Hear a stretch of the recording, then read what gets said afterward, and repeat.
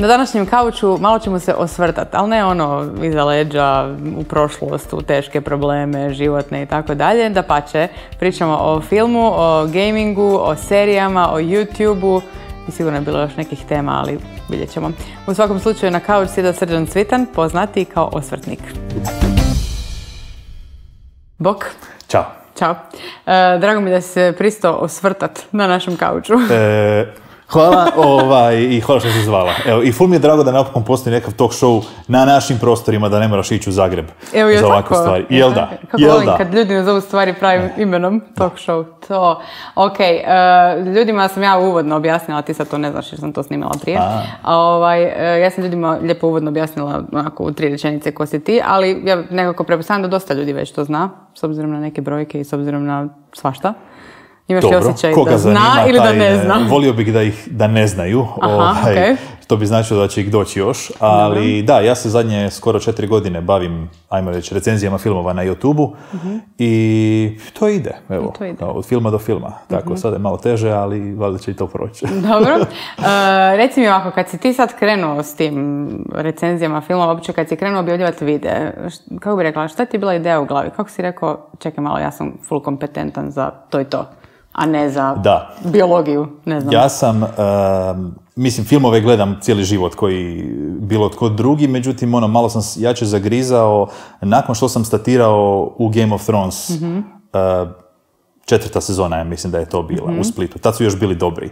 I nakon toga kad sam vidio što je u biti iza kamera, ta produkcija, komplicirana logistika i hrpa ljudi koji svako zna svoj posao, a stalno imaš dojam da će se sve raspast, a ne raspadne se, ja sam se zaljubio. To je onda sam krenuo malo više istraživati i nekako počneš i gledati te filmove drugačije i više cijeniš neke stvari i malo tako, evo, kritičnije ih počinješ gledat i onda kad sam skužio da u biti ljudi čije sam kritike pratio, da sam se počeo slagati sa njima, odnosno da prepoznajemo iste stvari, odnosno iste probleme tu, pa sam rekao onda pošto ne bi ja to napravio.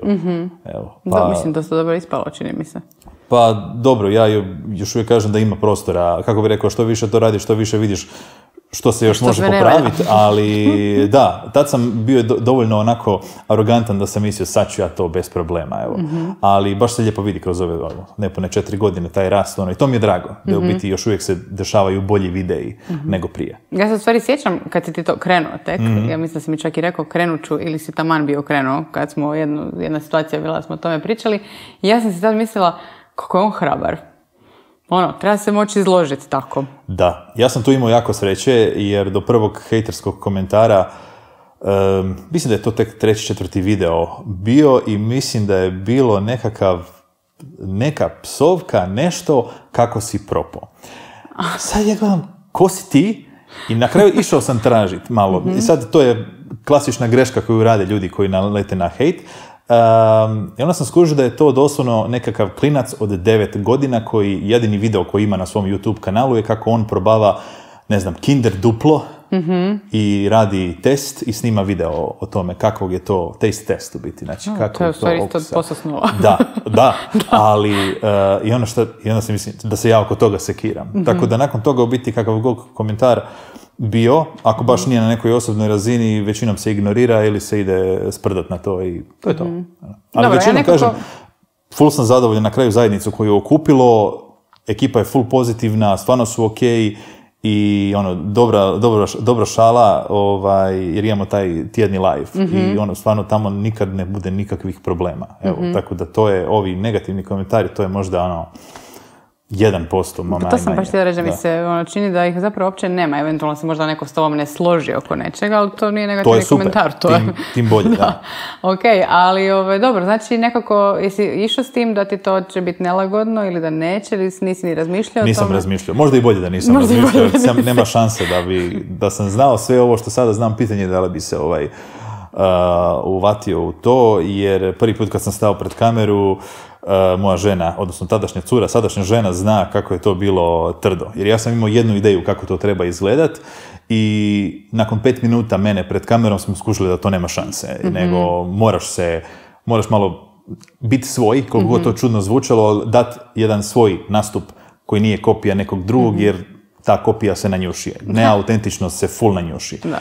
I to mi je trebalo uz njeno vodstvo jedno dobrih, pa ja mislim 6 mjeseci me drilala praktički. Za vrijeme snimanja je ona bila iza kamere i komentirala uglavnom je to bilo daj više energije. I onda smo se, mislim dosta je tu bilo i svađanja i natezanja dok ja nisam skužio šta to znači daj više energije. Međutim, i onda tako negdje počeo sam, ja mislim, 11. mjesec, a u 5. 6. mjesecu sljedeće godine sam napravio prvi video sam. Evo, tako da i zato je ona dobila titulu režiserka, zato što me režirala tako, jako dugo. I bez nje, ja mislim, da li bi postojao kanal možda, ali sigurno ne bi bilo tako brzo, dobro. Tako dobro, da, ajde. Danas njena uloga? Danas je moralna podrška, uglavnom. Dobro, okej. Zanimljivo. I kad ja kažem da moram snimati, onda ona kuži, onda i u redu je, uzmi si vremena. Dobro. Oni koji prate Osvrtnika znaju ko je režiserka, oni koji ne prate, a ne znam, počnite ga pratiti pa ćete znati ko je režiserka. Ima ona još nekih interesantnih alter ega, ali to ćemo neki drugi put. Uglavnom, htjela sam se malo nadovezati još na taj YouTube. Mnogi danas nekako kad vide da neko nešto radi na YouTube, pa onda još kad ima neke dobre brojke, onda kaže, lako njemu, tu nešto divani i pare se krcaju. Da. Nisam, znači kad sam startao, nisam vodio računa uopće o tome. Ja se sjećam da je prva 3 centa, ja mislim što su dobili, u 12. mjesecu su došla. I tada YouTube nije bio tako restriktivan što se tiče reklama. Danas je to puno teže i moraš imati određeni broj pogleda, određeni broj subscribera i tako dalje. Ali tada nije bilo tako, bilo je malo slobodnije, međutim, vrlo brzo sam onda skužio da u biti prvo youtuberi skrivaju svoje prihode jako i generalno prihod od oglasa koji se prikazuju putem Google AdSense-a je kod nas kriminalno nizak.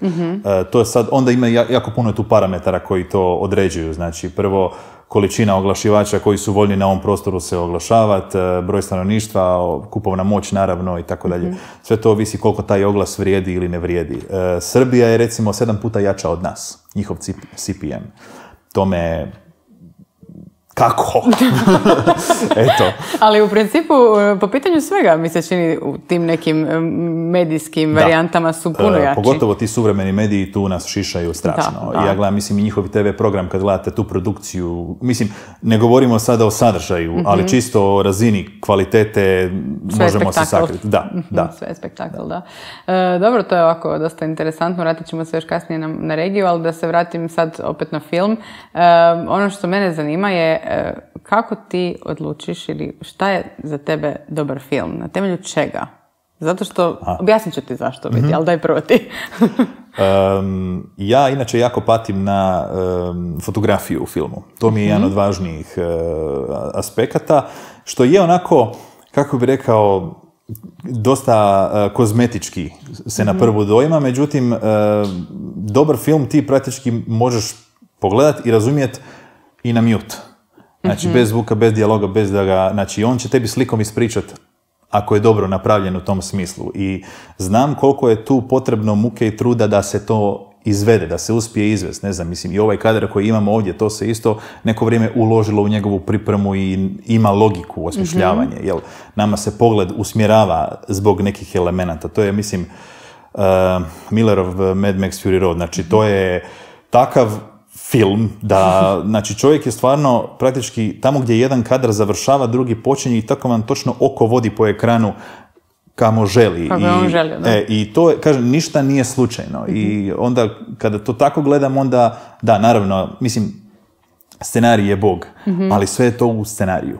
Kasnije ćeš ti to raditi sa svojim direktorom fotografije da to uprizorite kako treba, ali kažem, više mi je taj, ajmo reći, fotografski dio bio uvijek zanimljiviji od ovog scenarističkog. Iako naravno, mislim, svi smo gledali Parazita i ostali smo paf, kako je bio super i tako. Ja ću uvijek reći da mi je opet draži 1917 jer film izgleda kako izgleda i tako. Da. Ali evo, i uglavnom nekako naginjem, kako bi rekao, da je slika nešto što inače ne vidim u svaki dan, znači redovito mi više pašu SF-ovi. nekakvi, ne znam, Ex Machine, Annihilation, Arrival, pa novi Blade Runner što je bio, sad se nadam i toj Dini da će biti okej. To je žanrovski ono što ja volim. Tako. Jer to sam te pitala zato što ja sam si mislila, kako bi rekla, nekako, za mene to izrazito subjektivna kategorija. Da. Ali on ne samo u ovom smislu što se nekome sviđa, što se nekome ne sviđa, nego i u jednom smislu da ne samo ovisno o nekakvoj životnoj fazi u kojoj sam, jer gledala sam neke filmove i kad sam imala, ne znam, 15 godina manje i sada, nisam ih isto doživjela nikako, nego i o nekakvom tom baš raspoloženju tog dana, nekakvom feelingu koji imaš. I sad pričamo o Twilightu ili... Ne, pričamo generalno, ali okej. Čekaj, dok sad sjetim što je Twilight, ne, nisam Twilight fan, dobro, ništa. Apsolutno. Ja sam recimo, meni je Gospodar prstenova, za njega kažem da bi uvijek najdraži film, zato što bio sam u najboljim godinama za te filmove tada. Pitanje je šta bi bilo da ih sada gledam prvi put sa iskustvom koje imam sada. Ali... postoji naravno sve to subjektivan dojam, međutim po meni i dalje ti možeš vidjeti da li je neki film ostvario neki svoj potencijal, nekakvu autorovu viziju, ono što je redatelj stvarno htio napraviti, ili je to bilo sputano na ovaj ili onaj način. Mislim, svaki film koji izlazi, ako izađe završen, to je svojevrsno čudo, jer je to toliko logistički komplicirano da toliko je ljudi upleteno, toliko toga može poći po krivu u svakom trenutku i ako si uspio završiti stvar, 2+, već imaš sada zbog toga. Ajmo sad dalje. Ali ne znam, evo, sada sam gledao zadnje Mulan. Nakon što sam napravio svoj osvrt, sam išao malo pročitati osvrte, komentare ljudi koji su u biti gledali i animirani film. Ja nisam gledao animirani. I sad, kad uspoređuju malo scenarij animiranog i ovog igranog, ispada da je animirani 3 puta bolje, 3 puta dublje, 3 puta je kvalitetnija, humanija ta poruka u odnosu na ovo, znači praktički isti materijal. A možda je stvar o tome da su to gledali kao djeca? Ne, ja sad ovdje kao odrastao gledam i elementi koje su, znači razilaženje u scenariju. Ti si imao apsolutno mogućnost da to strpaš u novi film, ali iz nekog razloga nisi. Jer Disney sad ima nekakvu svoju agendu i sada svi moramo to tolerirati. Da, to je jedno od mojih pitanja. Kako doživljavaš Disney trenutno i taj njihov moment, radit ćemo filmove za odrasle, ali nećemo. Da, ja kužim da oni sada, mislim, oni su mašina za pare i kad su kupili Star Wars, to je, najljepše se tamo to vidjelo. Ja se sjećam, kriv sam, kada je izašao Force Awakens, svi smo bili tako sretni i sve je bilo super i svima nam je nismo imali pojma šta nas čeka.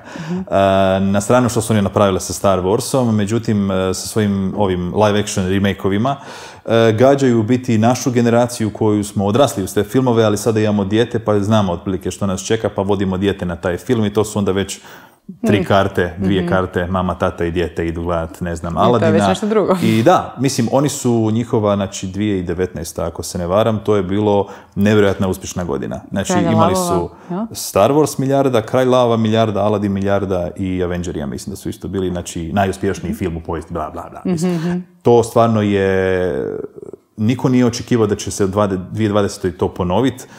Definitivno nije došlo ni blizu zbog pandemije, ali oni su stvarno, oni su tu zbog novaca i dok mi budemo to plaćali takve filmove, oni će ih raditi. To će vrlo jednostavno, da.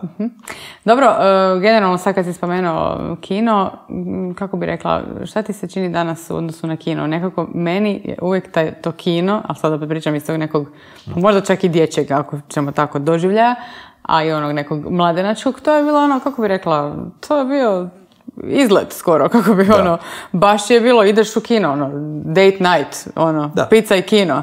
Danas nekako to, ili možda ja drugačije doživljavam, nije to više vremena isto. Su se svakako promijenila, danas je to izlet, samo izlet kod da ideš u Gardaland, toliko košta. Promijenilo se u smislu što došli su mobiteli, odnosno smartfoni, svi smo na ekranima, došli su streaming servisi, dijagonale televizija doma su se povećale. Ti dobijaš danas dosta kvalitetnu sliku doma. Skoro pa kino. Skoro pa kino, nije kino, ali close enough, a za pare praktički nikakve. Pogotovo radi piraterije kod nas, gdje se praktički više se to skine nego što se išta plaća.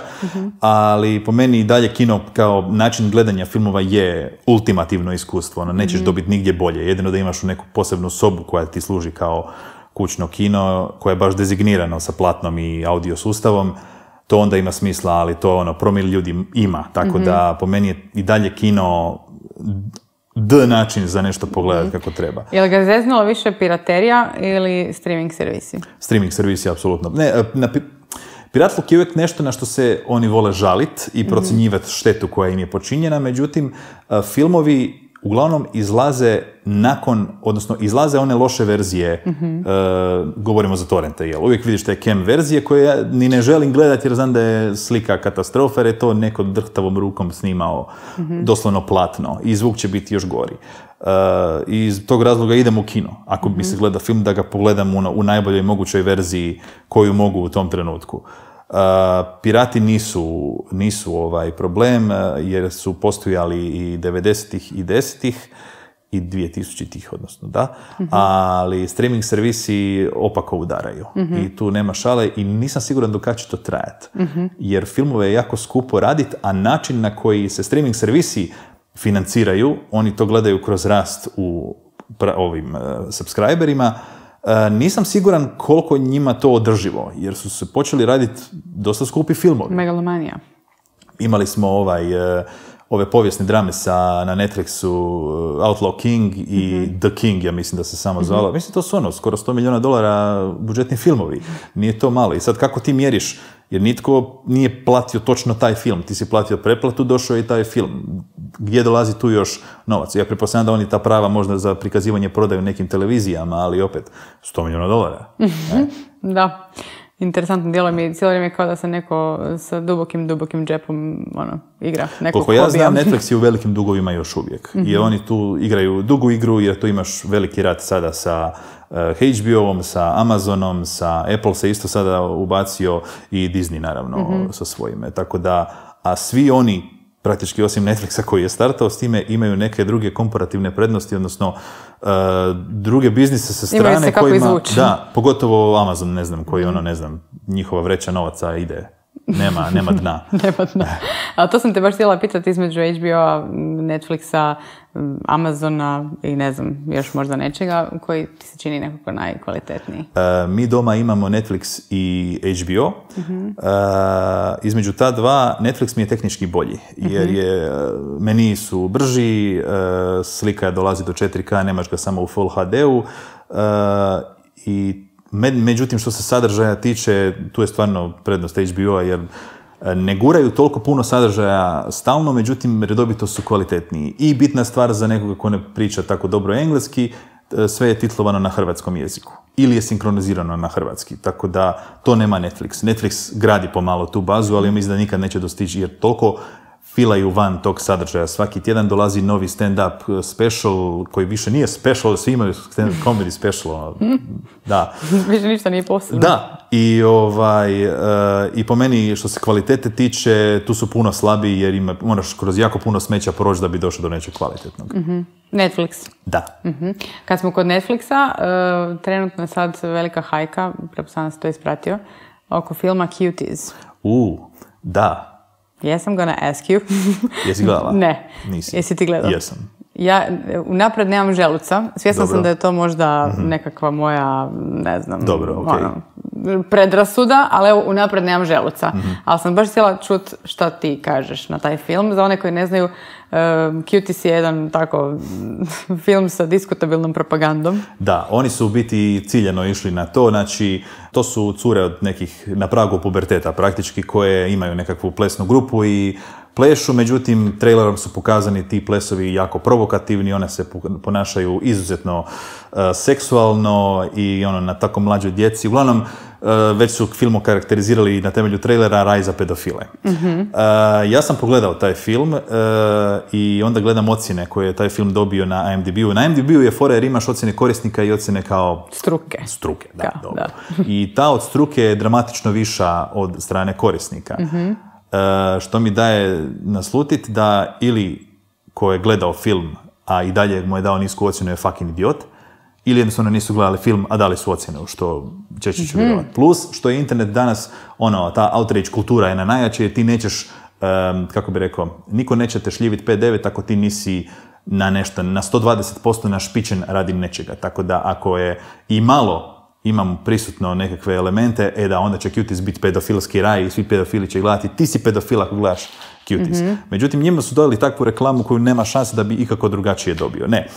Cuties je u biti film o jedna mala kritika kako vam u biti društvene mreže odgajaju djecu. Samo to. I to je jasno dano do znanja u filmu, jer tu pratimo jednu, dobro, nisu spoileri, čisto da prepričam radnju. Da, samo daj. Znači, to je jedna obitelj koja je došla iz Senegala u Francusku živjet. Teška je obiteljska situacija, teška je materijalna situacija, naš glavni lik, glavna junakinja je dosta zanemarena. Pokušava se negdje uklopiti, skuži te cure koje imaju tu plesnu grupu i plešu, u međuvremenu nekako dođe do mobitela, nitko ne gleda šta je na tom mobitelu, ona gleda na tom mobitelu i gleda neke druge cure koje plešu vrlo provokativno i vidi da ima hrpu lajkova. I želi i ona. I želi i ona. I točno vidiš u tom filmu ta, kako bi rekao, naučena seksualnost, to ona ne dolazi to iz nje, ona je to naučila, vidjela je negdje i onda sad samo to oponaša, ali ne razumije skroz što radi. I u biti imate možda dvije, ajmo reći, scene koje bi bile sporne, tu gdje one plešu tako i znači tverkaju na razne načine. Dobro. I to je to. Mislim, film je ok. Imam možda zamjerke što se možda ne bavi svim tim curama podjednako, jer sve one su u biti isto iz nekakvih problematičnih obitelji. Znači, odgoj je tu nekako, zanemarene su na neki način. I kraj mi je možda malo naivan, ajmo tako reći, ali osim toga film je dosta jasan je u tome što želi reći. Tako da... A vidi se i ovo luđaštvo, to sam prije spomenula, luđaštvo, pa da ne ispadne, ostane visiti u zraku. Čini mi se da se iz ovoga što se ispričao, da se vidi to luđaštvo tih društvenih mreža u smislu koliko je važno da se sviđam svima, da imam iste brojke. Da. Što mislim da je danas ogroman problem. Mislim, baš sam gledao, ima isto jedan zgodan na Netflixu dokumentarac Social Dilemma. To je na čekanju, još nisam stigla. Aha, ok. Uglavnom, društvene mreže funkcioniraju, sve društvene mreže praktički sada, sve one imaju jedan wall koji ti vrtiš ovako i praktički je kod slot mašina. Svaki put kad refreshaš feed na Faceu, dođe ti nešto novo. I u biti te male doze dopamina te čine ovisnim o tome. I uglavnom tu se praktički doslovno algoritam koji u biti više je van kontrole od strane ljudi koji su ga napravili, oblikuje naše ponašanje. A on ima jedini zadatak da te zadrži čim duže na mobitelu. To je to. I to čini mi se jako dobro danas uspijeva. To ima fantastično pozitivne aspekte, ali i zastrašujuće, potencijalno negativne. Da. Kako ti s tim društvenim mrežama? S obzirom da imaš svoj YouTube kanal, imaš normalno i prateće društvene mreže, jer bez toga ništa.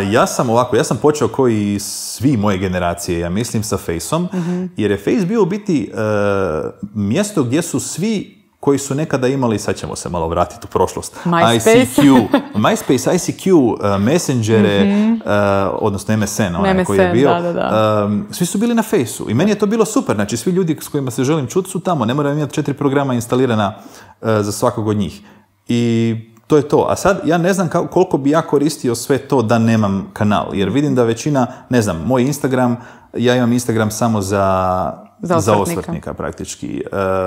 Face imam svoj i na njemu je osvrtnikov page, međutim ja Face uglavnom gledam vijesti, nekako mi je to news feed postao.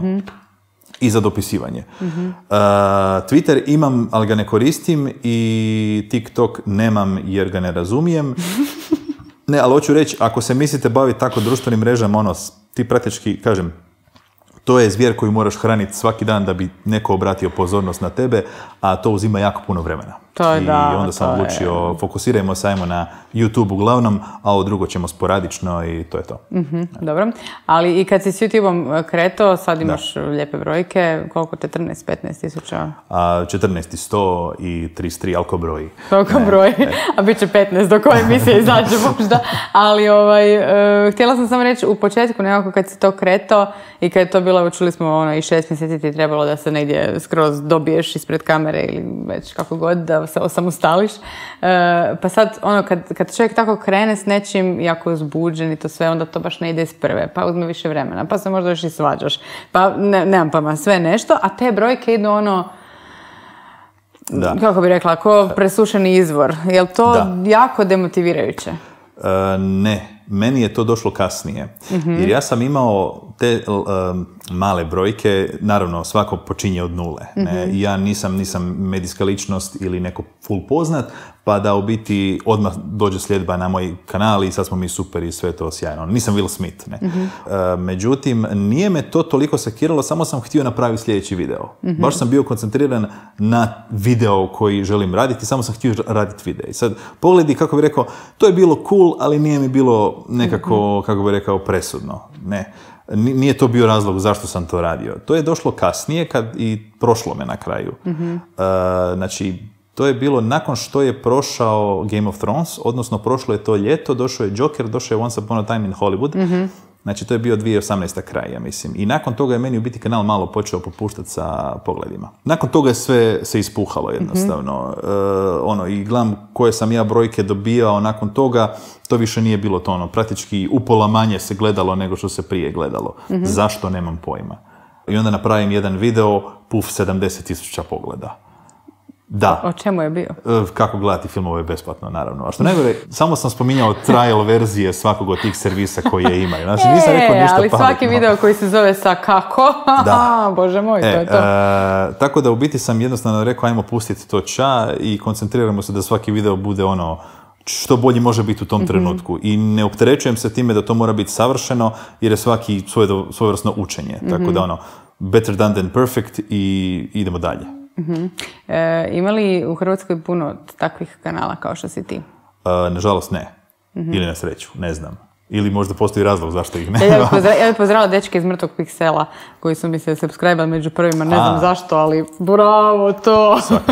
Pa evo sad čisto, sjetila sam se.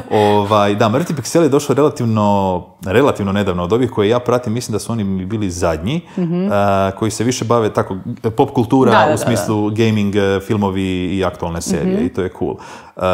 Zašto oni ne rastu više, ne znam. I meni je super gledati njihove videe koji su stvarno, ne znam da li oni to kuže, ali sve su bolji i bolji. Kanal 301 koji je više fokusiran na stripove, što mi je super jer kako su najpopularniji danas filmovi baš isto vezani od strip junake, dobro mi je dobiti malo backgrounda iz stripovske verzije ili onoga što gledam na film. I postoje filmovi s ruba, koji mi isto jedan prijatelj u biti, sad to je u podcast formi, tako da su videi puno duži, i Film Peak koji čekam da naprave neki video već godinu dana, ali evo nisu. Ali ništa. Da. To je što se lokalne scene tiče, koliko ja znam. Ako sam nekoga propustio, slobodno neko komentarima neko napiše, stvarno ne pratim. Ili ako sam nekoga zaboravio reći. Dobro, javit će se vjerojatno ako je. Ali dobro, nije namjerno u svakom slučaju. Dobro, to me baš zanimalo nekako, kao čini mi se da danas na YouTube-u, ne samo na YouTube-u, nego posvuda, kao došlo do te neke jako velike, ajmo to reći, liberalizacije tržišta, u smislu svi rade sve i svašta, ali znači ipak za nešto što je ipak malo zahtjevnije u smislu vremenski, možeš ti pogledati sve te filmove, napisati, nije baš, ne znam, kuhaš večeru pa usput snimaš, nego je malo ipak... Dobro, to izgleda često tako, ali mislim da bilo koji video koji izlazi na YouTube-u, u njega je uloženo podjednako truda. Ja praktički sve ove 4 godine se borim s time da čim više skratim taj proces, da to čuj manje vremena traži, ali vrlo rano sam shvatio da bez napisane, barem nekakvih buleta, ne ulazimo u video. Ne mogu iz guzice pričati sad ovako pred kamerom. Nisam tako jak, a ne želim kanje. Ili čim manje u svojim videima, da ga imam jednostavno, valjda toliko poštujem publiku i meni bi smetalo opet kad to radim. Ali da, nije tek tako upali kameru i rokaj, odnosno mislim da i ovi kod kojih izgleda da je to tako, sigurno nije tako. Sve je to promišljeno i pogotovo kod ovih popularnijih kanala koji možda izgledaju kao da produkcijski nisu na nekoj razini, kod njih pogotovo nije to tako, jer ga namjerno ga radiš malo slabije da izgleda kao da i klinac koji te gleda da on može isto to napraviti. Tako da sve ima smisla. A zašto si se odlučio na live-ove na YouTube-u? Pa ne znam zašto sam se odlučio, ali se sjećam prvog live-a kad je bilo, jer sam strašno imao problem s minutažom u videima. I nisam siguran bio kao hoće to trajati 10 minuta, hoću ja biti, jer praktički govoriš u kameru i nadaš se da će ti neko doći u taj live chat nešto Međutim, ja sam nakon 20 i nešto minuta onda već ugasio, jer bilo mi je malo too much meni. Vidim da sam mogao i dalje i išlo je. I nekako je to, ne znam, došlo praktički za ova ekipa koja me najviše prati, koji baš prate video, sad se već i međusobno neki kao znaju, jel? I super se onda nađemo tu nedjelju na večer i malo iskomentiramo aktualnosti iz što se već desilo. Ja sam se sad malo proširio na gaming kroz vijesti, jer me toliko je to zanima. Sad malo tehnologija, sad nove konzole izlaze, jer što se filmova tiče sada je malo problem, jer nema toliko velikih vijesti radi pandemije. Filmska industrija to je stvarno grdo bila pogođena. Mislim, još uvijek je. Biće problema. Biće problema. Nisam optimista. Nisam optimista, vidim. Dobro, ali zato gaming industrija cvjeta. To je između ostalog nešto o čemu sam htjela s tobom pričati. Zašto? Evo, stvarno, zašto? Iz perspektive jedne žene koja ne gejma, sorry vi žene koji gejmate, ali ja ću sad stereotipno pitat, kao žene to baš nikako ne kuže, ko vam je Bog, ali većina muškaraca koje ja barem poznajem, idealno popodne, gaming. Da, možeš sam, možeš s prijateljima. Znam, ali šta je toliko appealing u tome? To sad svako nalazi svoje razloge. Ja inače jako volim single play igre koje imaju neku snažnu priču, pa mi je to kao da čitam nekakvu knjigu, samo sam ja unutra. I volim se tako izgubiti u tim svijetovima. Sa prijateljem igram Battle Royale šutere, to mi je fora zato što je friend. Puno je manji gušt kada sam sam u tome.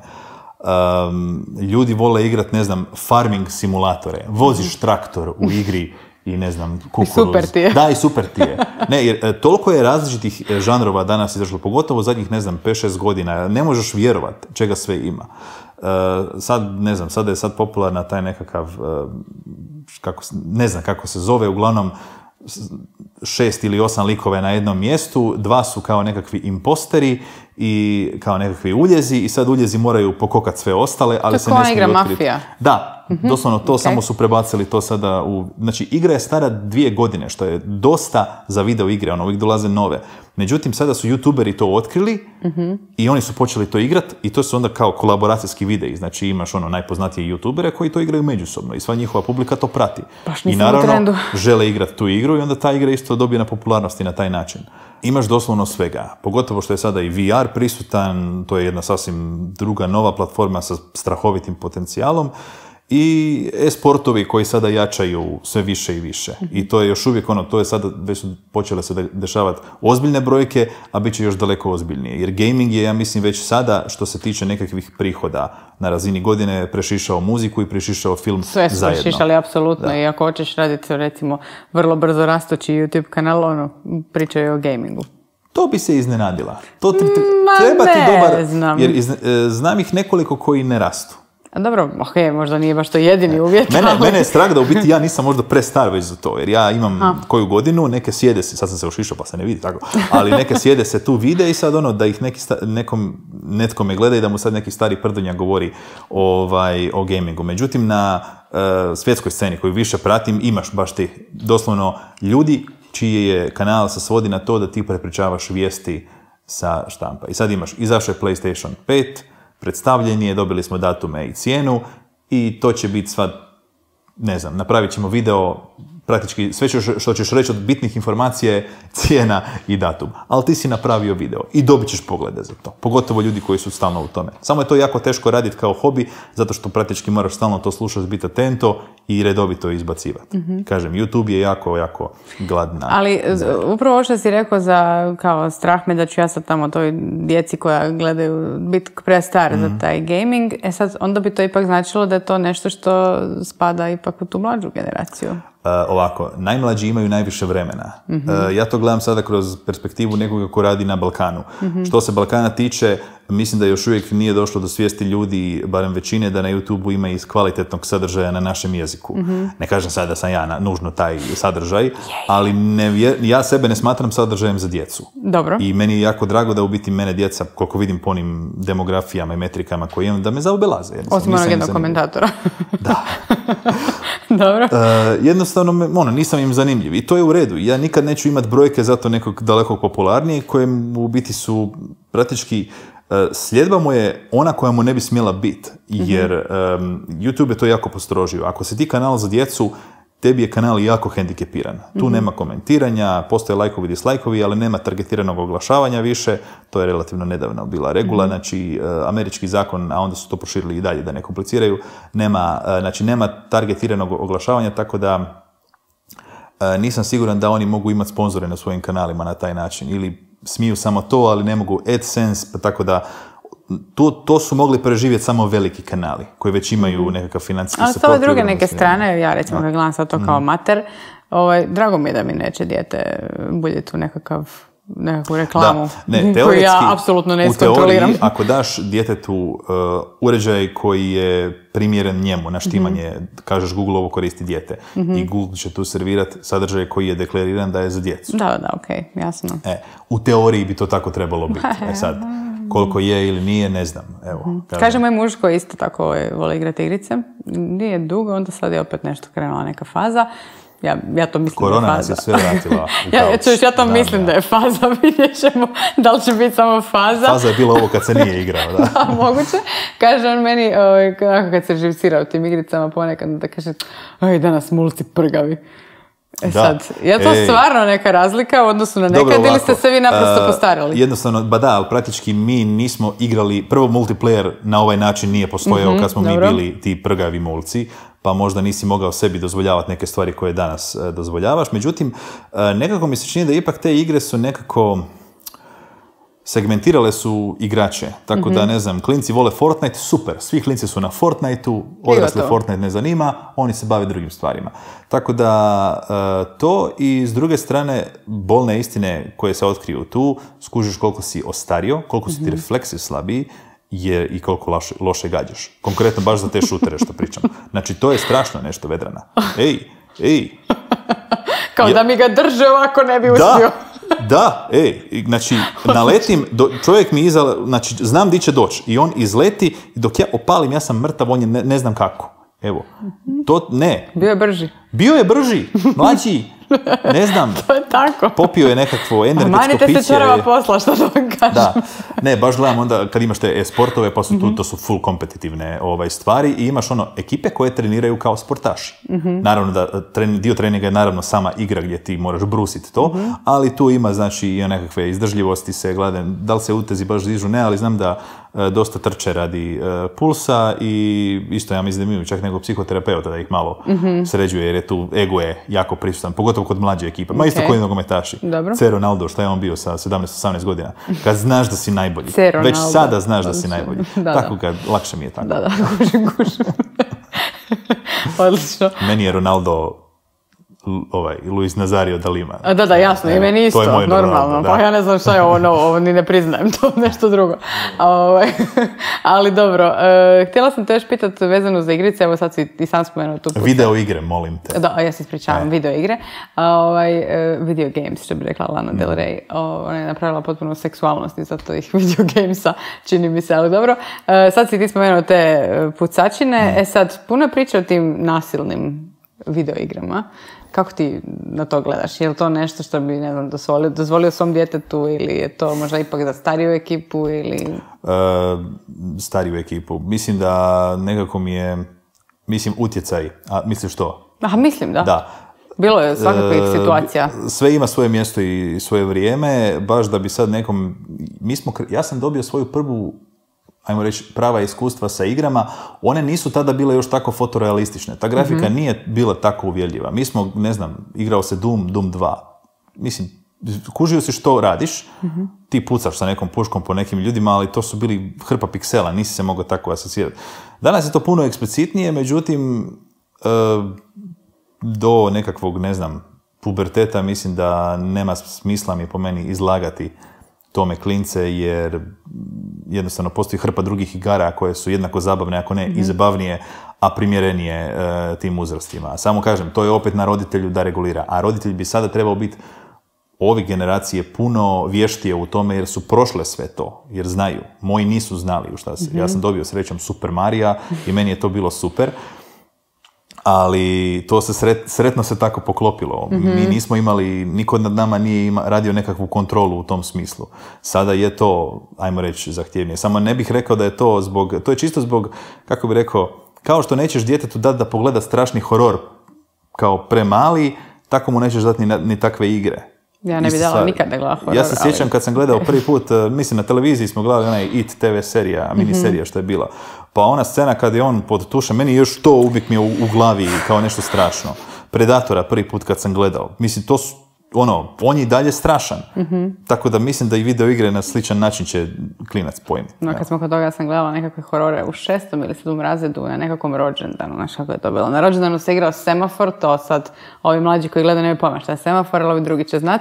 Znači, ili si igrao Semafor, ili si morao gledati horore, eventualno porniče, ali mislim da smo čak više bili na hororima. Mi nismo bili tako napredni, Vedrana. A dobro, nije to gledanje, to je gasi. Mislim, nije to gledanje, ali okej. Ali ti horori, to se sjećam tih par scena, pa mislim, meni je bio kraj, ja nisam htjela ići više nigdje, ni doma, ni ne doma, ni spavat, ni ustat se na WC, znači kaos.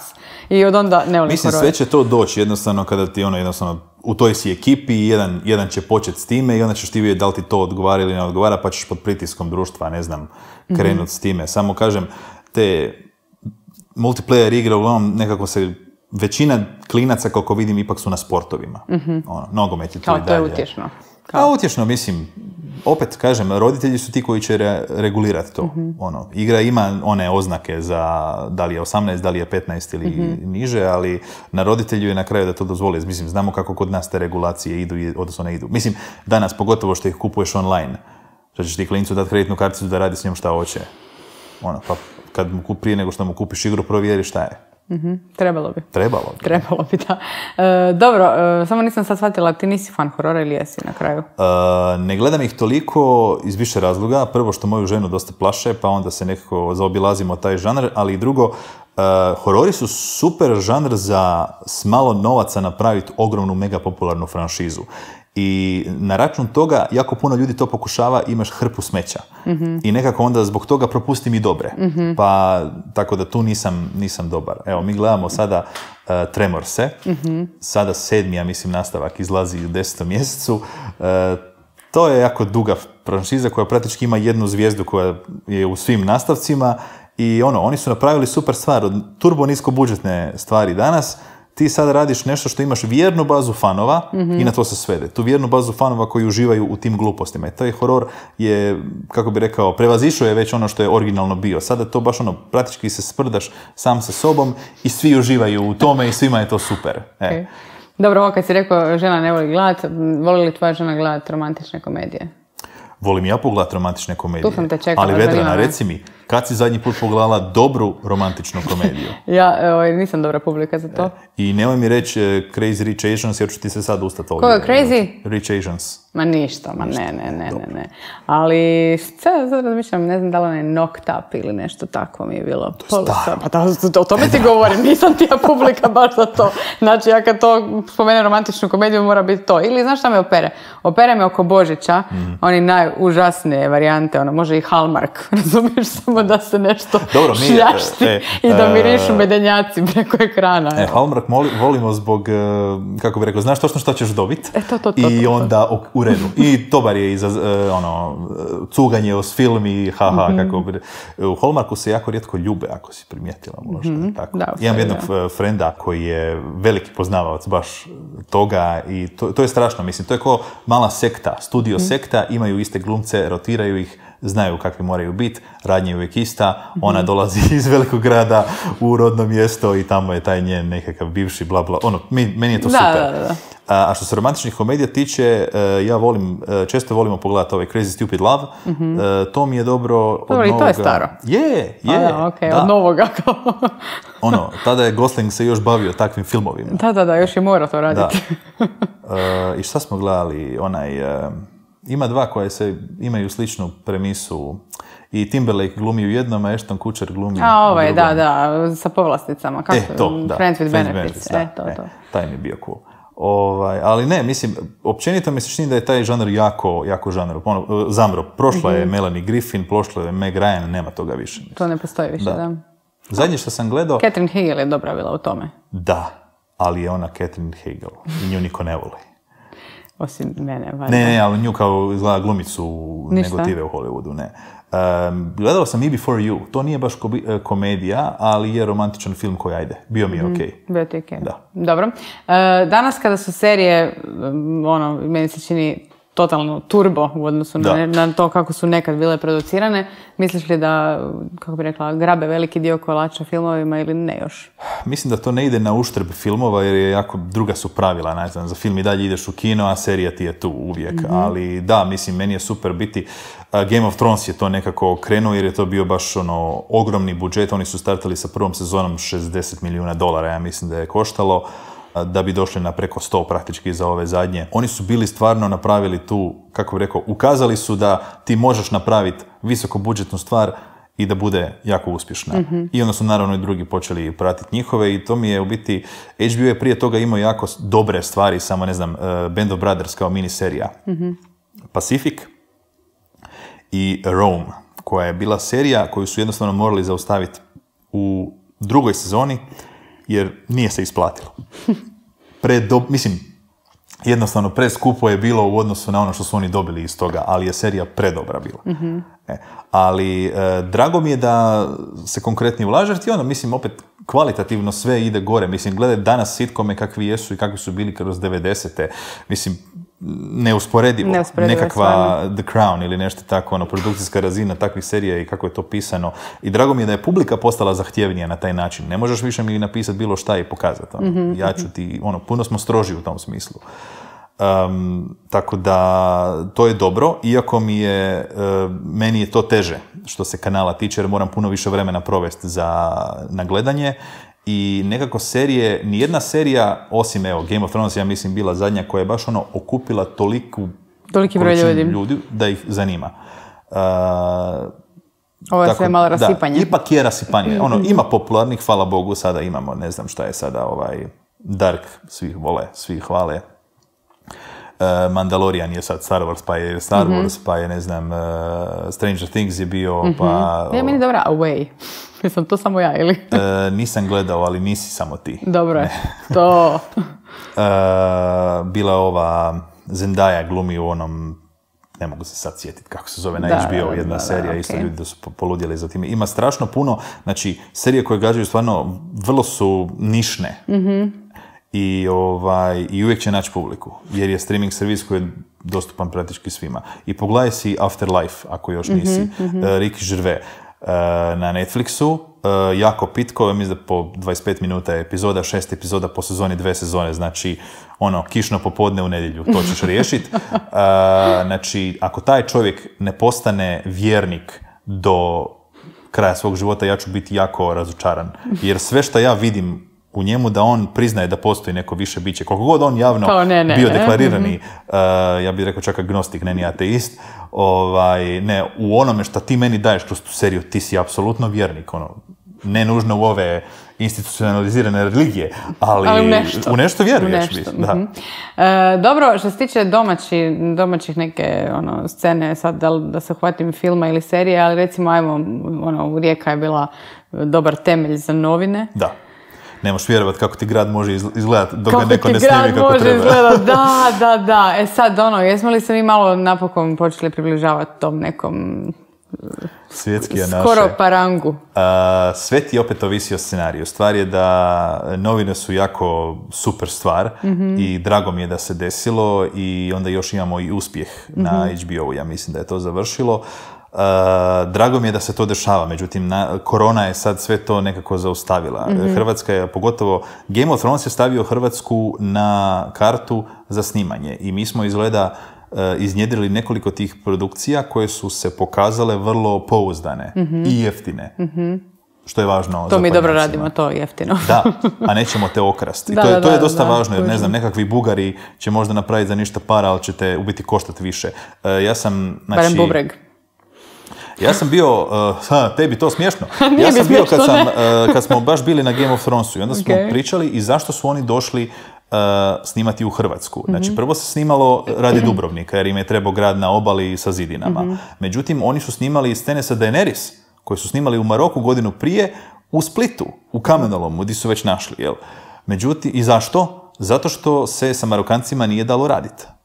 Jer su bili veliki šovinisti, cure su bile užasno tretirane, oni su se tukli na setu, bio je jako veliki nered, organizacijska noćna mora. I zato su došli u skuplju Hrvatsku, gdje su ljudi, gdje će se napraviti kako je po planu sve. I To je to bilo. To je tako bilo. I tako, dobar glas ti puno znači. Zato je došao i Star Wars i Robin Hood i ne znam koji još sve filmovi. Znači, to velike produkcije dolaze ovdje. Doduše na kratko, snimiš komad, ali si došao. Tu si. Neko je to vidio i neko, evo, sad skoro, ne znam da li znaš, bila je film Dark Tower pred koju godinu u kinima. Idris Elba, Matthew McConaughey, nije nešto posebno prošlo, nije bog zna kakav film. Međutim, Amazon je pokazao interes da se snimi serija. I oni su išli snimati pilot u Hrvatskoj. I sad, zato što je nekog malo veće mudo iz produkcije, njega je Rijeka jako podsjetila na San Francisco iz 80-ih godina. Okay, nije baš neki komplement, ali hoću reći, to je rezultiralo da se cijela produkcija, u odnosu na ono što je bilo planirano da se snima u Zagrebu, selilo se u Rijeku. To je poskupilo troškove za 30%. Taj pilot je koštao $20 milijuna, ja mislim. Nisu mali novci u pitanju, ali on je imao toliku moć tamo da je mogao to isposlovati. Tako da je Rijeka, snimalo se, ja mislim, u restoranu Opera i, kako se zove, tamo gdje je ovaj Tank bio klub. Tamo je sad nekakvi hangari su, ja mislim, ili nešto, neke velike sale i tamo su snimali. Strmica. Da, je to taj kraj. Ja mi da je, da, tamo. Da, a je. Znači, na kraju ništa od toga. Ok, pilot nije bio prihvaćen, ali skoro si imao i to. Tako da moguće je skoro da je Rijeka dobila... Upravo si mi rekao da je skoro Idris Elba bio tu puno Ne bi ti Idris Elba bio, ali isto je jedan poznati glumac. Mislim da je Ed Harris trebao glumiti ništa to, da Idris čovječ. Pa ja ne znam, stvarno. Dobro, šta te može najviše iznervirati u tom cijelom svijetu svega toga? Ogulaš na neke stvari. Mislim, prvo mi je to bilo cool kako su svi super, odlični, najbolji ikad, kako se oni tretiraju, te toše i časte tim komentarima i onda skužiš kada dovoljno to puta čuješ da je to tako, ne znaš, jednostavno ne znaš. Mada mi je to bilo fantastično kad sam snimao, pa si okružen Britancima i onda kad to nešto zamoli, ti to napraviš i on kaže nekakav excellent ili perfect ili brilliant i misliš da si napravio ne znam šta, super se osjećaš. Njima je to ko pozdrav praktički. Ali, ne znam, i sada me brine malo što u biti filmovi neće izlaziti. Tenet je izašao, nije prošao dobro, dijelom je prošao slabo zato što nije najbolji Nolanov film, ali dobrim dijelom i mislim da je to važnije što jednostavno nije imao kamo izaći. Ljudi nisu išli u kino, a tamo gdje su kina bila otvorena, kinodvorane su bile poluprazne. Mi smo bili u Cinestaru, lovili smo prvu predstavu gdje je igrao Tenet, 15 ljudi je bilo u dvorani. To inače ne možeš naći kartu za takve stvari. Teoretski, da. Ok, bilo je rano popodne, 5:10, pa možda zbog toga, ali opet Nolan, praktički prvi film ove godine koji je bilo vrijedilo pogledati u kinu i takav čorak. Problem je što veliki filmovi, znači ovi superheroji, velike franšize, Fast and Furious, James Bond, velika rediteljska imena. Sada Villeneuve će izaći sa svojom Dinom. Vjerojatno neće. Jer za financijski uspjeh takvih filmova je potrebno da budu, ne znam, otvorena kina u Americi, u zapadnoj Europi i u Kini ako ga tamo distribuiraju. Znači, baš ga mora na tim bogatim tržištima gdje kinokarta puno košta, a pogotovo u Americi. Jer su tamo kinodvorane većinom u vlasništvu tog studija i imaju najveću maržu iz toga. I to je problem. To je problem njima i zato će oni odgađati sve ovo dok se stvari koliko toliko ne normaliziraju. Tenet je bio čisto onako proba, nije prošlo. I zato je odmah odgođena, ne znam, mislim da je Wonder Woman već najavljeno da je odgađa se do u nedogled i svaki sljedeći, ja mislim, film što se budemo bližili njegovom kao postavljenom datumu izlaska će biti odgođen do daljnjega. Nije lijepo, meni je to jako tužno, ružno i nije dobro za moj kanal. Ja patim, niko ne misli na mene. Da, doslovno on pati.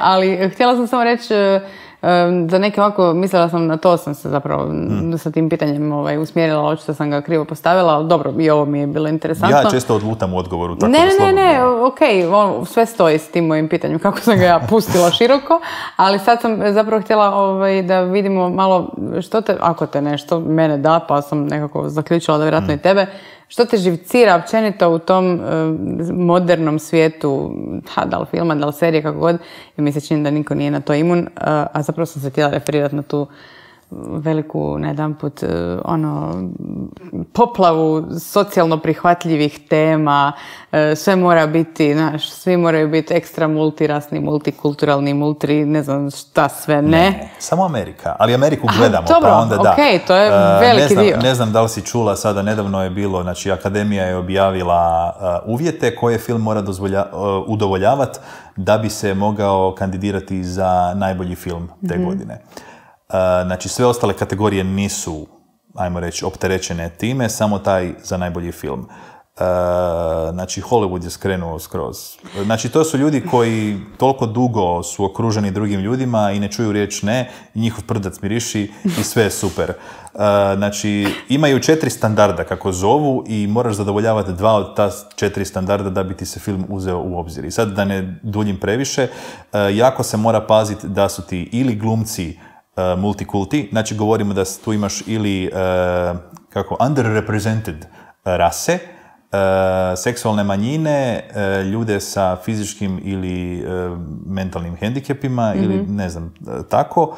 Znači, to ti mora biti ili među glumcima ili među castom iza, ili u distribuciji filmom, ne castom, pardon, nego crew, znači ljudi koji rade na njemu, ili u distribuciji filma.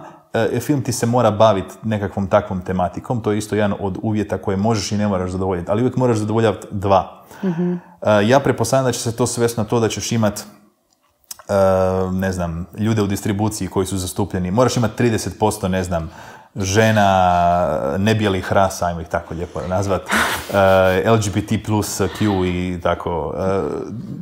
Mislim, kada ti stavljaš takve ljude samo zato da ti čekiraš tu kućicu, sasvim sigurno je da ti uvijek nećeš imati najbolju moguću osobu za taj posao. Ali ne samo to, nego meni je recimo upravo to rasistički ili već koja god je stvar. Mislim, znači sada da ja dobijem negdje posao zato što sam, na primjer, ne znam, žuta ili bilo kakva. Mislim, ne znam da li mi to baš imponiralo. Pa vjerojatno ne bi. Mislim, ne vidim kužim šta hoće, ali kužim. Mislim da je to otišlo totalno koragu, da se više uopće ne gleda na kvalitetu. I onda imaš praktički Disneyev feminizam, koji oni guraju kroz svoje te live action. Zato kažem da je Mulan užasno ispao. Dakle, ona je ovdje čarobno biće. Znači, koje god Dragon Ball gledao, ona ima taj ki, tu energiju koja je najveća od svih i ona je najjača i niko joj nije ravan, jer je žena i niko joj ne pomaže. To je taj takozvani, kako se zove to, Mary Sue likovi koji su bez mana, sve rade sami, niko im ne trebaju ničiju pomoć i full su nezanimljivi. To je Rey u Star Warsu, samo to nismo skužili odmah zato što je dobio Star Wars, pa smo vidjeli. Tamo sve može.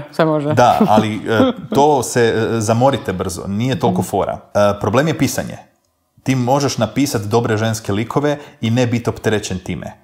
Samo ih piši ko da su ljudi, a ne ko da su ne znam šta.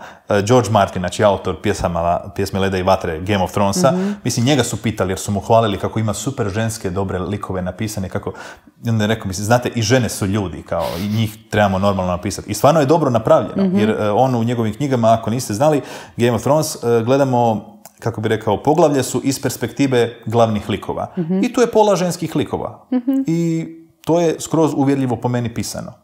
I vidite što im ide kroz glavu i opet su to ljudi koji svi normalni. Tako da, a ovo što praktički Disney pokušava je kao da su žene nekakva nadrasa, šta mi je smiješno. I mislim da Kako to misliš smiješno? Ne, to se ni ženama ne bi smjelo svidjeti. Ne, pa mislim, normalno. Ko da tebe na kraju vrijeđa, jer pre nekako sam i blatantan u tome, ne znam. Koji dobar primjer toga mi je bio Fury Road. Kao Mad Max Fury Road, ali u biti je Charlize Theron tamo glavna junakinja. I to mi je bio super film. Evo, jedna ženska koja je i prestrašena i traumatizirana i svejedno ide do kraja i dobit će pomoć drugih ljudi i oni će joj biti voljni pomoć, ali svejedno bez nje ništa ne bi funkcioniralo i ona je napravila to. Evo, to mi je ovako sad palo na pamet za primjer. Znaju li Hrvati napraviti dobar film? Da. Kad im daš. Da. Pa jesi gledala Generala? Šta mi je što mi više priča? To sad bilo, htjela sam reći kao, znam da ti je omiljeni film General, najbolji. Ali osim njega, znaju napraviti Hrvati dobar film, čovjek ne može vidjeti reklamu za Generala. Ja sam bio na premijeri u 2 sata popodne na 5.8. Tako je bilo. Bio je ponedjeljak. Bilo nas isto 4 u kinu. Pa normalno ne idu pravi Hrvati 5.8. u kino, ja ne znam stvarno. Ne, to je bilo strašno. Dobro, na stranu tome da ne pridajemo više pažnje. Ovako, od zadnjega što sam gledao, opet ove godine sam nekako zanemario, odnosno ne znam da li je išta izlazilo, ali ovako, za dobru šalu i fora komediju Posljednji Srbin u Hrvatskoj. Fora, neopterećeno, imate ga na HBO Go, znači imate ga i na torrentima. Pogledajte film, ali pogledajte ga na HBO. Lijepo je. Lijepo je.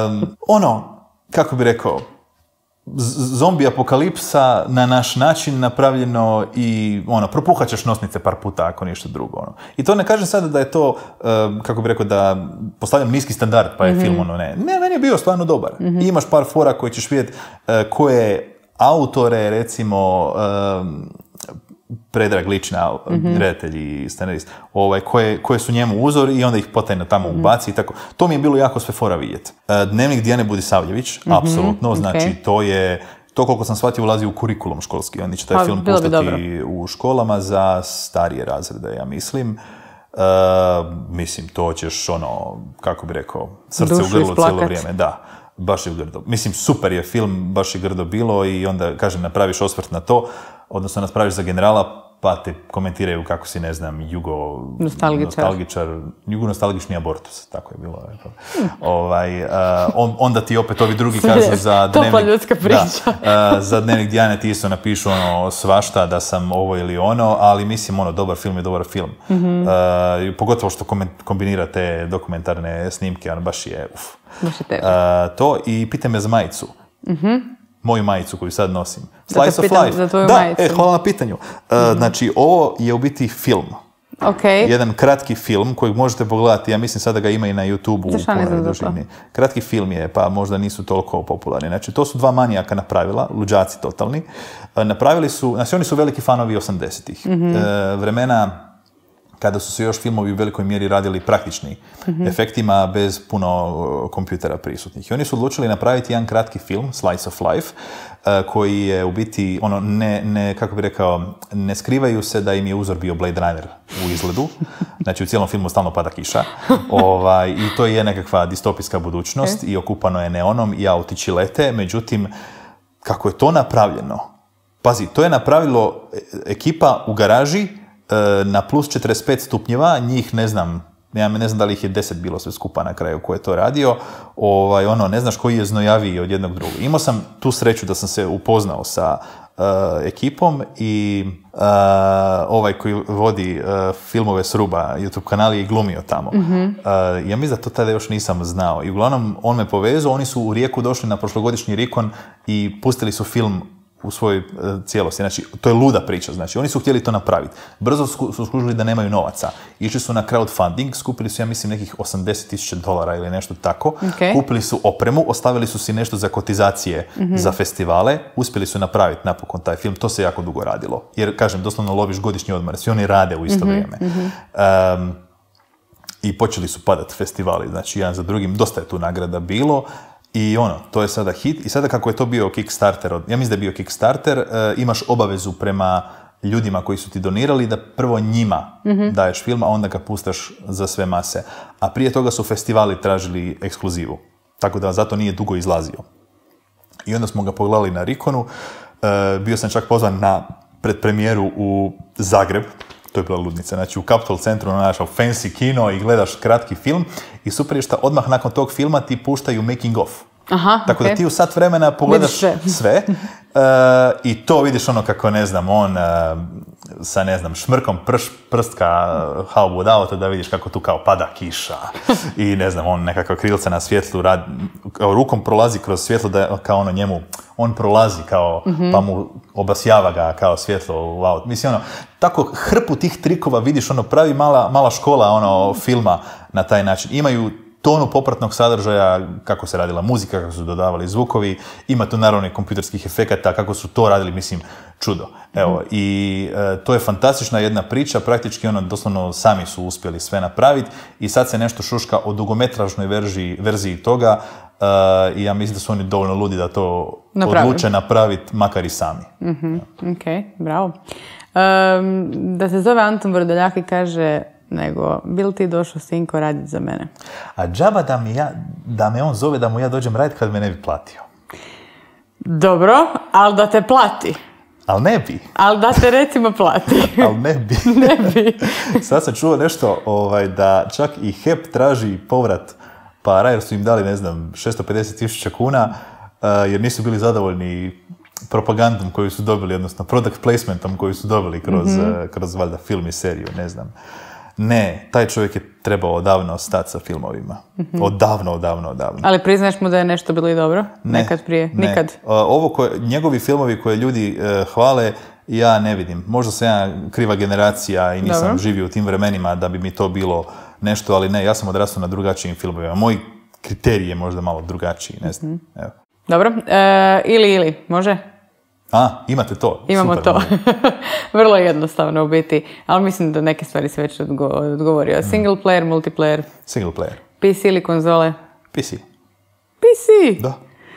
Mislila sam da ćeš reći konzola. A ne, PC, pazi, meni je to, ja imam jednu mašinu na kojoj igram se, montiram videe i streamam live stream, sve mi služi za jedno.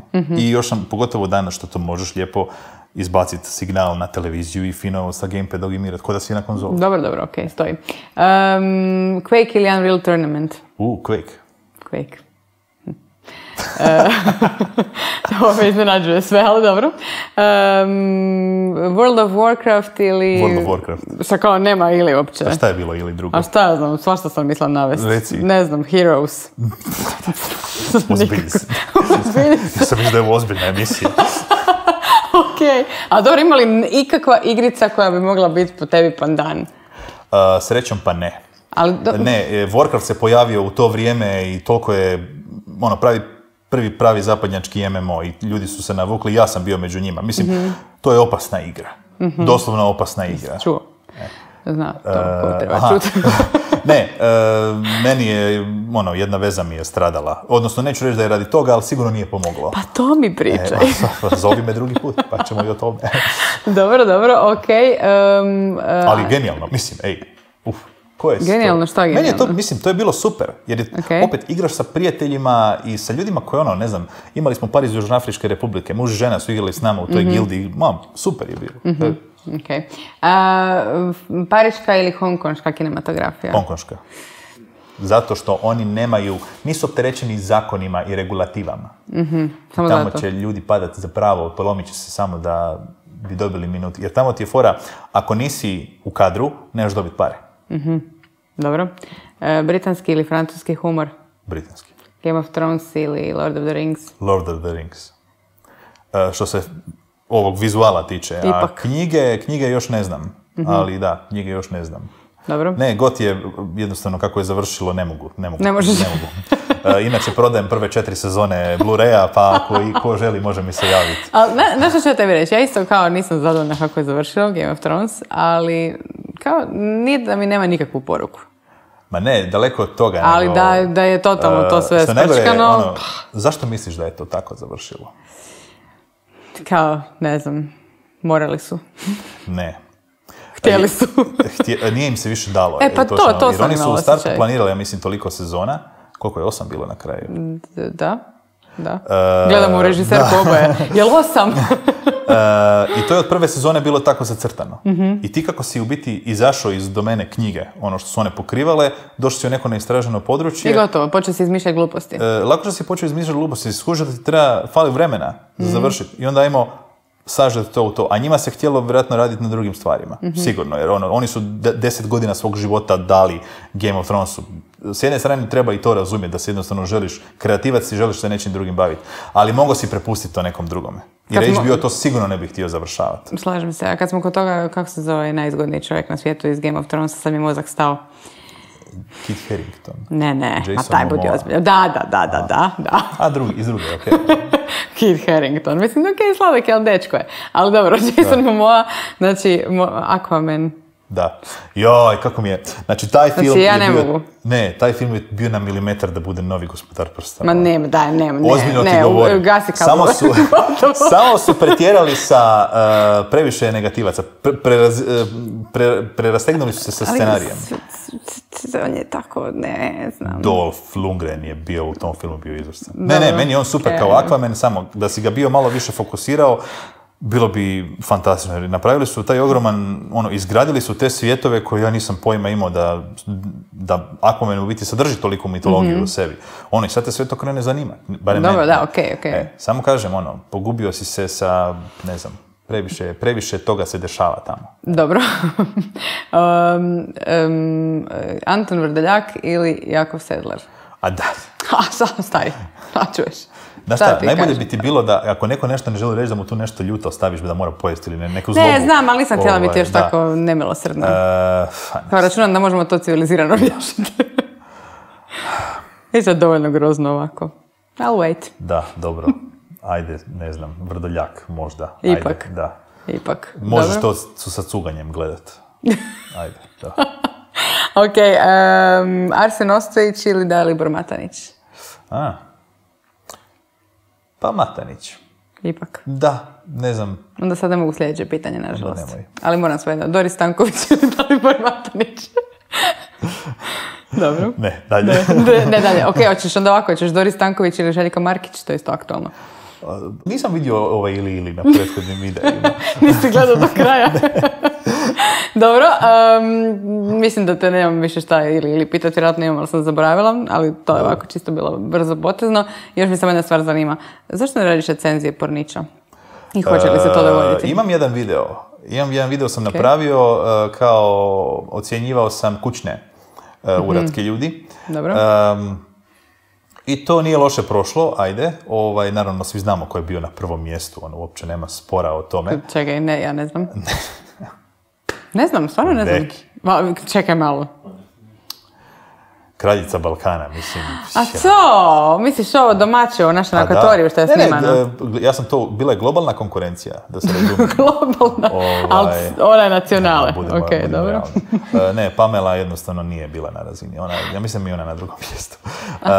Što nije Pamela već ono kao nekako ofucana? To ti kažem, kad gledaš neke stvari u pravo vrijeme, onda ti to se usječe na pravi način.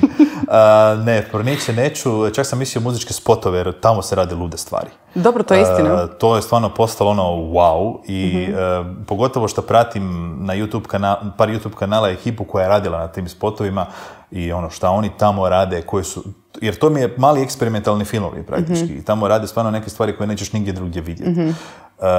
Tako da, doslovno, ne mogu reći da mi baš odgovara ova današnja mjuza, ali na mute i gledaj i strava je. Ne nužno zbog guzica i sisa, ali, stvari koje rade tamo i tehnike. Znam da je bio onaj Bruno Mars, That's What I Like, ja mislim da je stvar, gdje on kao nešto pleši, onda one... On uvijek nelje kao nešto pleši. Da, ali crtice one vibriraju kao oko njega i sve polucrtano, mislim.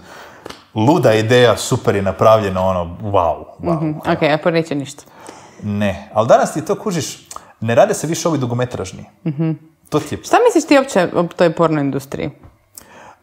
Ne mogu reći da je to nešto pozitivno, jer, kako bih rekao, na svaku onu mega zvijezdu koju vidiš da je mega uspješna, dolazi ti 1000 drugih cura koje su stradale. Evo. Znam da je bio u jednom momentu nekav val tih predoziranja ili depresije ili nečega. Mislim, to je, kako bih rekao, ne vjerujem da toga nema ni u normalnoj glumi, ali ovdje je pogotovo zbog izostanka regulacije problem. Svi gledamo ove, ne znam, zapadnjačke stvari, ali obzirom da je to ogromna industrija, ne želim ni razmišljati čega sve ima tamo gdje je regulacija slabija. Evo, tako da nisam baš, kako bih rekao, mislim, nije mi napito, kao mogu pogledati. Pa da, mislim, Rocco Siffredi, poster na zidu, 2-2, ne, ali, ne, kažem, Rocco Siffredi. Isto stvar možeš reći za Hollywood, praktički, gdje, na svakog Ryana Goslinga dolazi, milijarda drugih koji nisu uspjeli i, ne znam, morali su, opet Harvey Weinstein. Hoćeš reći da je Ryan Gosling porno zvijezda? Hollywoodska porno zvijezda. Da, vidiš što sam rekao, Rob Lowe mogu bi proći. Da, moglo bi proći, ovako je to kao... Da, ne, hoću reći da je, jako je teško uspjet, a pogotovo što u tim stvarima ide što na strani je, to je praktički poželjnije, a opet regulacija je nikakva. Kad smo kod nastranih filmova, I'm sorry, I'm gonna stop you, srpski film. Nisam gledao. Nisam gledao, razumijem što se htjelo reći, ali mislim da se moglo to malo... Ja ne razumijem što se htjelo reći i ugasila sam. Da, ne. I nisam upala. Da, u biti kao... A mislim da je stvar do mog želuca. Mislim, dobro, ok, ajmo kreativne slobode i sve to, ali da. Sad ljudi koji gledaju ovo nije bio hejt na Srbe, nego se film zove srpski film. Ne. Čisto da ne bude. To je, mislim da je, redovito je na listi najgorih scena, baš ta scena, tako da, to se kao, da si, ako se rodiš u Srbiji, si najebo čim si se rodio, doslovno je to poruka filma. Da li si to morao prikazati tako doslovno, možda nisi, htio si, ok, sad idemo dalje s time, ali evo, pričamo o tome, tako da nešto je napravio. I nakon toliko godina. Da. Dobro, ok, još sam te htjela pitati nešto. Da si homoseksualne, skoro sam kao vjeroispovijesti, orijentacije. Dobro, ja vjerujem, da. Da, dobro. Tko bi te od hrvatskih glumaca prvi osvojio? Čavajda. Meni je Čavajda kralj, Bog Isus. Sam toliko sada razočarana. Na šta je, ja njega pratim na Instagramu. Šta ću još saznati iz ovoga? On ti je... Šaljem mu poruke u privatno. Ne, ali Čavajda mi je top. On bi mi bio, recimo da Hrvati snimaju Supermana, on bi mi bio savršeni Lex Luthor.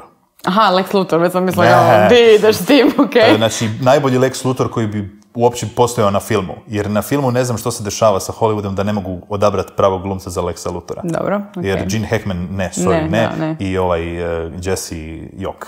Kako? Eisen, da. On mi je, mislim, ne znam, fora mi je tip, vidim da neki živice voli obrađivati privatno i tako, evo, njega pratim. Cool. Slavko Sobin mi se isto čini dobro za šegu, zezanje i šta ja znam. Janko Volarić, Popović. Pa tu sam te čekala. Stvarno, režiserka ne voli Janka? Molim, to je mokri san mnogih žena. Ne, meni, kužim šta bi kod njega moglo biti, ali jednostavno nisam, ne trzam. Ok, od političara? Može i bivših i sadašnjih. Recimo, ne znam, Marin Miletić. Ne, nije mi zgodan jer je malo škilji mi nekako, ne znam. A to se on unese. Da. To mi nije fora, ali ne znam, evo sad što se političara tiče, niti jedan mi ne pada na pamet. Da je išta. Radmir Čačić. Ne, nitko. Ivo Sanader.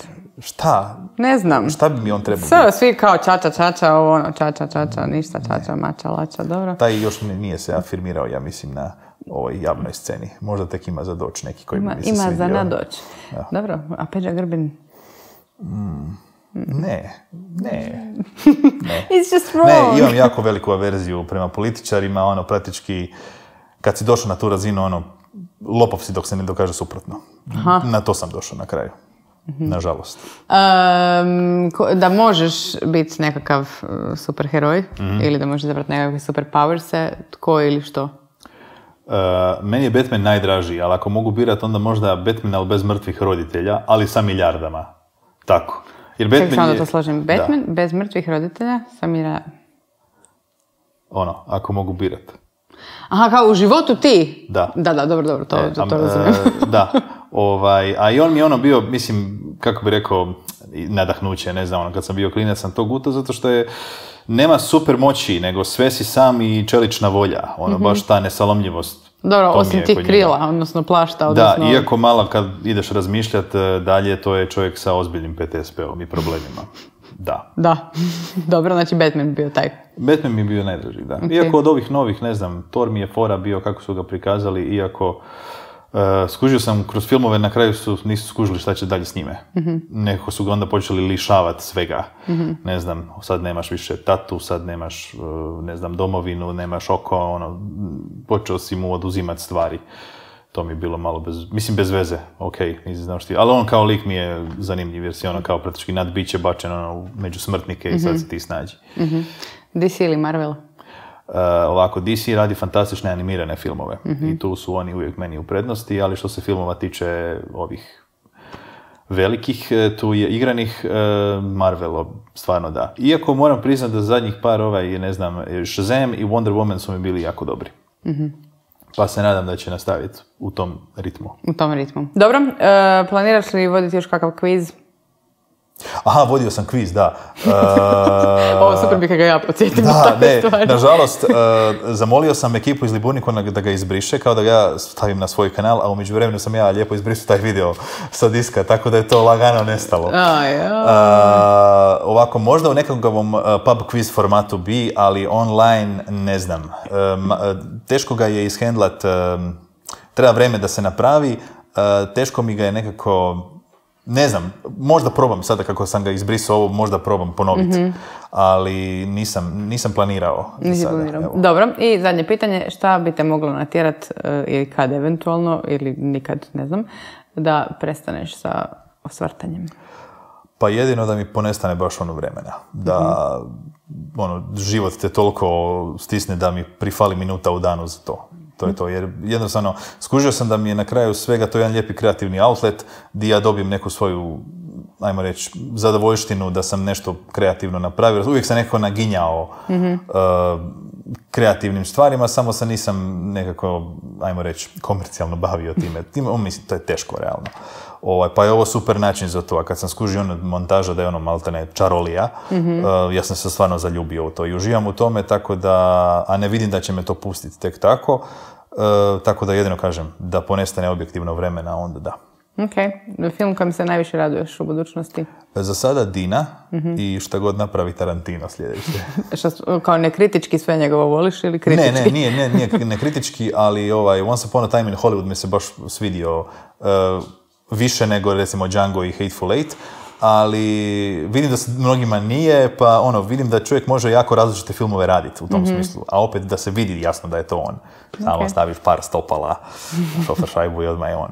Ne, da je, to je to. Ovo drugo stvarno, ne znam, teško je jer i Edgar Wright, ajde, njega isto volim ako njega ne zapadne nekakva franšiza, nego mu se dozvoli da radi po svome. Ne znam, ja bi se sebe volio da više gledam strane produkcije. Znači, malo više Europe u životu mome. Jer, ne znam, bio sam, gledaš Amerikance i onda pogledaš Hunt for the Wilder People. To je novozelandski film. Isto je govorno područje, ali mentalitet skroz drugačiji. I još je to Taika Waititi, za kojeg tada još nisam znao da je Taika Waititi. Opstaneš paf. Prekrasan film, pogledajte ga ako još niste. Ok. Ima li nešto što želiš da te pitam, a nisam te pitala? Ne znam. Nema. Ne daj Bože. Subscribe-te se na moj YouTube kanal obavezno i na Vedranin isto. Ne znam da li ti radiš taj call to action. Nikad. Na kraju. Znam da bi trebala. Molim te učiniti to umjesto mene. Ne, mislim, nekako, ne znam koliko je to uopće potrebno, jer kad si već duže prisutan na nekoj platformi, onda se znaju regule. Ako ti se svidio, daj taj fucking like. Ako hoćeš još malo više čuti od toga, daj subscribe. Ti bi se iznenadio. Kako sam ja pitanja čula od moje generacije. Od kako do šta samo sa Gmail adresom. Da. A čekaj, kad ovo stisnem, ako 2 put stisnem... A pretplata, to se nešto plaća. Da. Tako da ne plaća se i ne boli i to je to. Ako vam se sviđa, tu smo. Hvala što si bio na kauču. Hvala što si me zvala. Opet ću. To je to za danas.